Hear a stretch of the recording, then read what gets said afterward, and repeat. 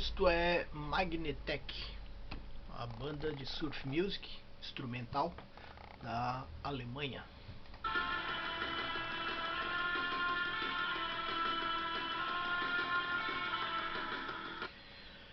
Bem, sou o Camilo Prado, editor das edições Nefelibata, para você que chega aqui pela primeira vez, e saudações comunistas para você.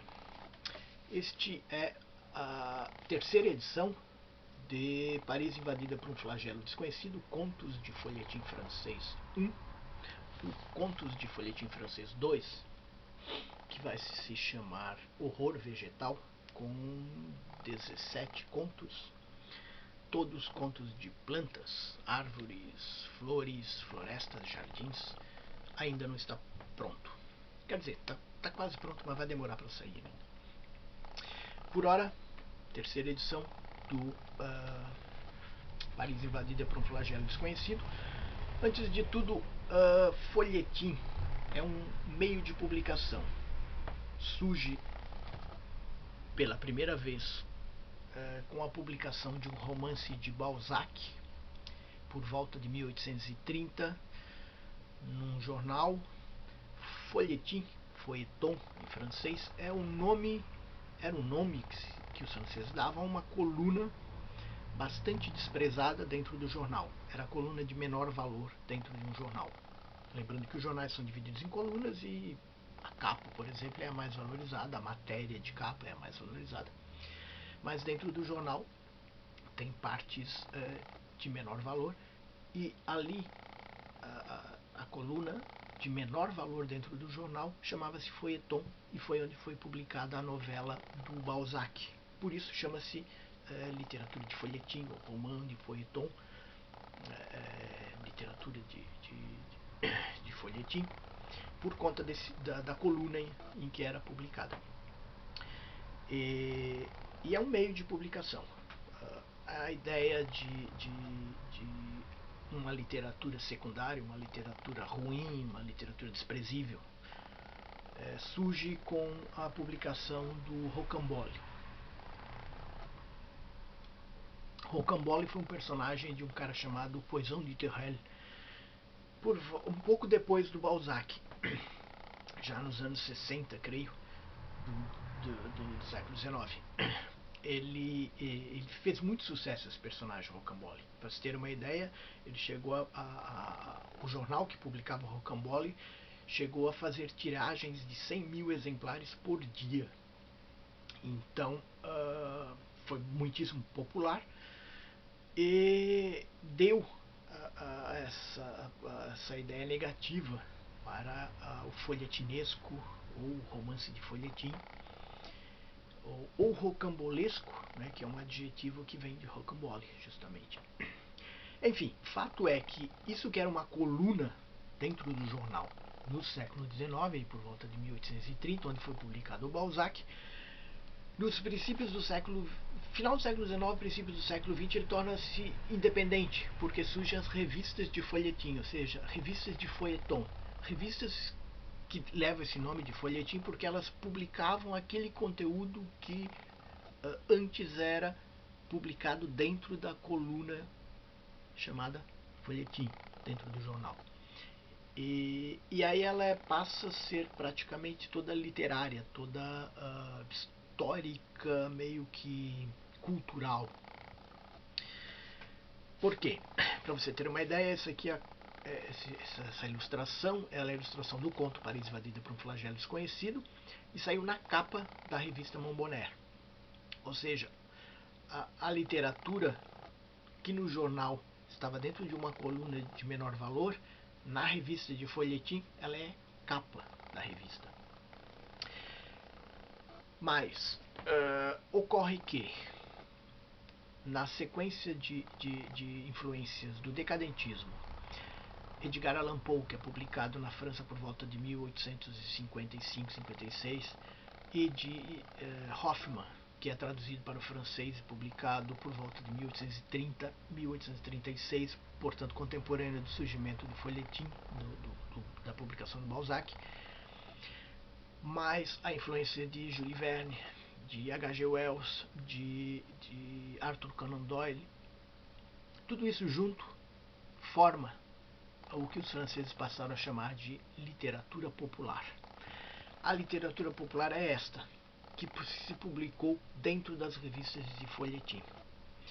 Então, dentro do folhetim surge uma forma literária que não é muito bem vista na literatura oficial, na grande literatura. Ela é uma literatura, digamos assim, de consumo rápido, é uma literatura popular, né, do povão, digamos, que é aquilo que nos Estados Unidos chamam de Pulp Fiction. Lembrando que a Pulp Fiction também, na capa, eram revistas praticamente dedicadas à literatura fantástica de terror, horror, mistério, enfim, tal como a literatura popular, e a capa era sempre a ilustração de uma das histórias que continha na revista, né? Então, para você fazer um paralelo aí, literatura popular para os franceses é exatamente aquilo que para os estadunidenses é a Pulp Fiction. Então vamos lá, qual é o conteúdo aqui? São 11 contos de literatura popular publicada dentro de folhetins. O primeiro conto é Um Envenenamento no Século XIX, uma história de 1887 do Jean Rameau, e é um conto futurista.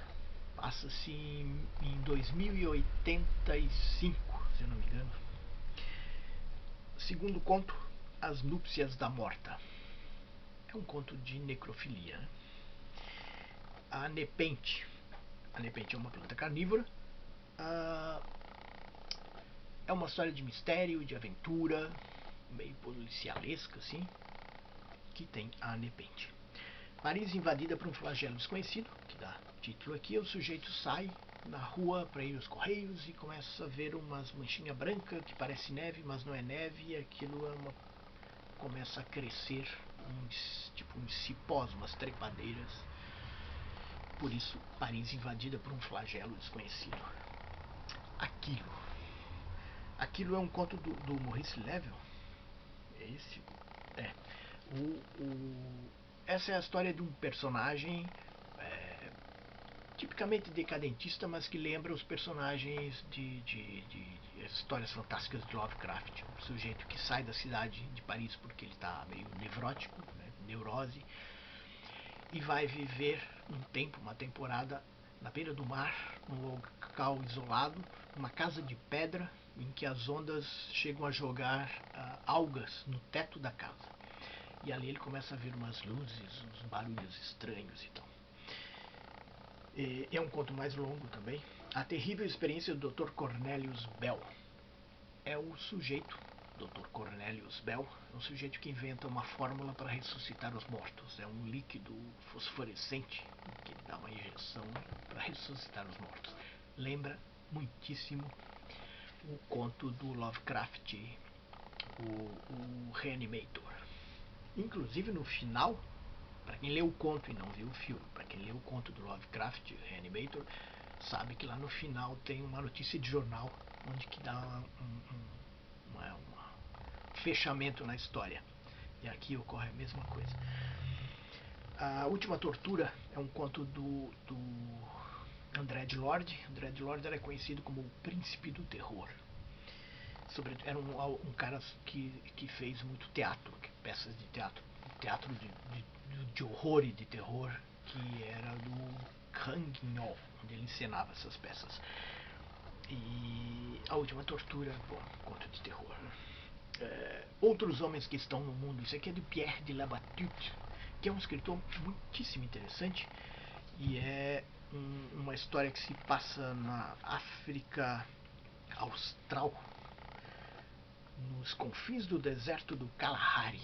É uma história de exploradores franceses que estão lá na puta que o pariu, e o cara vai dissecar esses homens outros que estão no mundo. Uma história meio fantástica, bizarra, grotesca, enfim. A Torre do Pavor é um conto de isoladas. Isoladas eram aqueles faróis que ficavam isolados em alto mar, em cima de um pedregulho. Tem uma torre, um farol, e nesse caso aqui são 3 faroleiros. É uma história mais longa também, uma história de aventura, de terror, bastante interessante. No ventre do Huitzilopochtli, ou algo próximo disso, é um conto que se passa no Peru, do Gustave Le Rouge. É um conto de um aventureiro, de um explorador que encontra coisas estranhas no Peru. A mais louca inverossimilhança é o último conto. Esse aqui é publicado por um pseudônimo, ninguém sabe quem o autor real. Mas essa inverossimilhança é o cara que acorda aquela.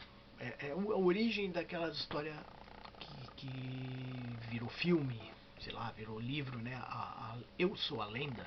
Se você leu o livro, ouviu as versões anteriores, que a última com o Sr. Smith é uma merda, uma bosta aquele filme. Mas é a história do cara que acorda de manhã e está sozinho no mundo. Todas as pessoas estão mortas. E aí ele começa a caminhar e ver cadáveres por toda parte, sozinho no mundo. Enfim, isso é o último conto, que fecha então Paris invadida por um flagelo desconhecido.